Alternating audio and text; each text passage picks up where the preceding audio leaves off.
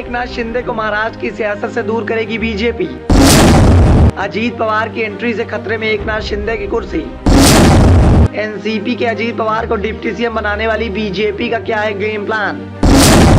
अजीत पवार के बीजेपी में शामिल होने के बाद से ही राजनीति के गलियारों में तेज है एकनाथ शिंदे को लेकर चर्चाएं। महाराष्ट्र की सियासत के समीकरण तेजी से बदलते जा रहे हैं। लगातार महाराष्ट्र की सियासत में बड़े बड़े उलटफेर देखने को मिल रहे हैं। एक और बड़ा बदलाव तब देखने को मिला जब एनसीपी से बगावत कर नेता विपक्ष की कुर्सी पर विराजमान अजीत पवार ने एनसीपी छोड़कर केंद्र और राज्य की सत्ता पर विराजमान भारतीय जनता पार्टी का दामन थाम लिया।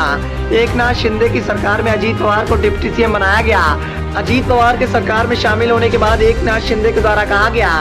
हालांकि अजीत पवार के सरकार में शामिल होने के बाद एकनाथ शिंदे के द्वारा यह जरूर कहा गया कि केंद्र की मोदी सरकार जो कि डबल इंजन की सरकार है और अब सरकार को तीसरा इंजन में मिल गया है और अब यह ट्रेन तेजी से भागने वाली है। लेकिन एनसीपी से बड़ी बगावत कर डिप्टी सीएम पद हासिल करने वाले अजीत पवार के एकनाथ शिंदे की सरकार में शामिल होने के साथ ही इस बात की चर्चाएं भी तेज हो गई है कि क्या अजीत पवार के सहारे बीजेपी एकनाथ शिंदे को किनारे लगाने की तैयारी कर रही है। क्योंकि इससे पूर्व भी इस तरह की चर्चाएं उठ रही थी कि अजीत पवार कभी भी बीजेपी का दामन थाम सकते हैं। बीजेपी के द्वारा अजीत पवार को मुख्यमंत्री पद का ऑफर भी दिया गया था और अब जब अजीत पवार बीजेपी के कुंडे में ही हैं तो राजनीति के बड़े बड़े दिग्गजों ने इस बात की चर्चाओं को तेज कर दिया है कि बीजेपी का गेम प्लान अजीत पवार के सहारे एकनाथ शिंदे को महाराष्ट्र की सियासत से हटाने का दिखाई दे रहा है। साथ ही एनसीपी से बगावत कर बीजेपी में शामिल होने के बाद अजीत पवार और चाचा शरद पवार के बीच में जिस तरह से जुबानी हमला चल रहा है उसने कहीं न कहीं एकनाथ शिंदे सरकार की मुश्किलों को बढ़ाकर रख दिया है।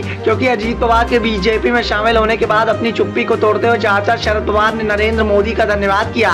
साथ ही इशारों में यह भी कह दिया कि खेल तो अभी शुरू भी नहीं हुआ है। एनसीपी चीफ शरद पवार को राजनीति का चाणक्य कहा जाता है। शरद पवार कब कौन सा फैसला कर जाए इस बात का अंदाजा कोई भी नहीं लगा सकता और इस बात से बीजेपी के महाराष्ट्र के डिप्टी सीएम देवेंद्र फडणवीस भी वाकिफ हैं। क्योंकि देवेंद्र फडणवीस को पहले भी चाचा शरद पवार अपनी चाल का शिकार बना चुके हैं। चाचा शरद पवार के जुबानी हमले और अजीत पवार की आकांक्षाओं को देखते हुए जिस तरह से बीजेपी के द्वारा उन्हें अपने पाले में शामिल किया गया है उसने कहीं न कहीं महाराष्ट्र की सियासत की सबसे बड़ी कुर्सी पर विराजमान एकनाथ शिंदे की मुश्किलों को बढ़ाने का काम किया है।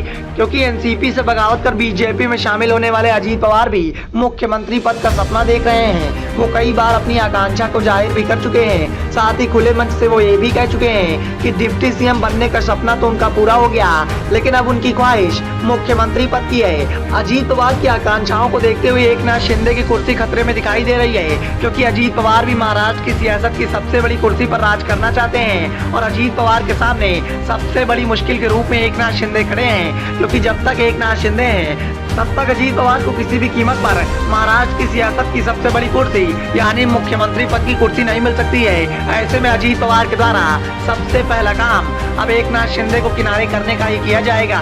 इसके साथ ही बड़े बड़े रणनीतिकारों की माने तो बीजेपी ने अपने लिए दूसरा विकल्प भी तैयार कर लिया है। बड़े बड़े रणनीतिकारों का कहना है कि एकनाथ शिंदे के द्वारा जब भी बीजेपी के लिए बगावती तेवर इख्तियार किए जाएंगे तो बीजेपी के द्वारा अजीत पवार के सहारे सत्ता की कुर्सी को अपने कब्जे में कर शिवसेना के एकनाथ शिंदे को दरकिनार कर दिया जाएगा।